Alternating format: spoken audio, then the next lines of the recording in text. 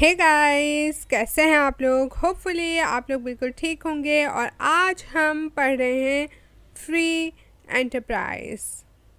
Free enterprise free market का एक concept है जो कि कहता है कि यार लोगों के पास फ्रीडम होनी चाहिए, आज़ादी होनी चाहिए कि वो अपना बिजनेस स्टार्ट करें और ऑपरेट करें प्राइवेटली।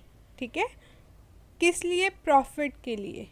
प्रॉफिट के लिए लोगों को आज़ादी मिलनी चाहिए कि वो अपना बिजनेस स्टार्ट कर सकें। Basically that is your free enterprise. The freedom of individuals to start and operate private business in search of profits.